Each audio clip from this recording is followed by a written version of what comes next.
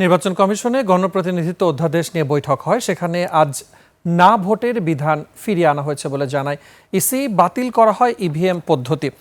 বিস্তারিত জানাতে আগারগাঁও নির্বাচন ভবন থেকে যোগ দিচ্ছেন সহকর্মী মানিক শিকদার।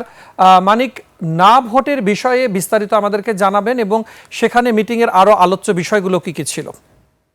মুজাহিদ, যেটা হচ্ছে আজকে যে মুলতবি সভাটা ছিল সকাল 11টা থেকে শুরু হয়েছিল এবং কিছুক্ষণ আগে শেষ হলো, এবং শেষ হওয়ার পর নির্বাচন কমিশনার উনি কথা বলেছেন আমাদের সাথে, এবং নির্বাচন কমিশনার আমাদেরকে যেটা জানিয়েছেন যে না ভোটের যে বিধানটির কথা বলা হয়েছে, বিশেষ করে আমরা এর আগেও আমরা দেখেছি যে না ভোটের একটি বিধান করা হয়েছিল 2008 সালের নির্বাচনে, কিন্তু সেখানে সেটা তেমনটা কার্যকর হয়নি। কিন্তু এবার যে বিষয়টা হচ্ছে, যদি কোনো আসনে একক প্রার্থী থাকে এবং যদি প্রতিদ্বন্দ্বিতা না থাকে, সেক্ষেত্রে না ভোটের বিধান করা হয়েছে। এবং যদি পরপর দুইবারই নির্বাচন হতে পারে ওই আসনে, যদি পরপর দুইবারই না ভোট জয়ী হয়, সেক্ষেত্রে ওই প্রার্থীকেই বিজয়ী করা হবে। কিন্তু প্রথমবার যেটা বিষয়টা হচ্ছে, প্রথম যে প্রার্থী এখানে প্রতিদ্বন্দ্বী হিসেবে আসলে না ভোট, যদি কোনো অন্য প্রতিদ্বন্দ্বী না থাকে।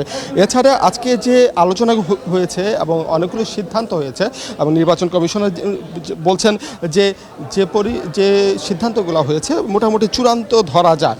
এবং এর মধ্যে আমি কয়েকটি বিষয় আমি জানাতে চাই আপনাকে, যেমন আইনশৃঙ্খলা বাহিনীর সাথে পুলিশ, র্যাব, বিজিবির সাথে এবার যুক্ত থাকবেন নৌ বাহিনী এবং কোস্টগার্ড সেনাবাহিনীর সদস্যরা। ইভিএম সংক্রান্ত যে সমস্ত বিষয়াদি ছিল, এর আগে ইভিএম সংক্রান্ত যে সমস্ত ধারাগুলো ছিল, সেগুলো আসলে বাতিল করা হয়েছে।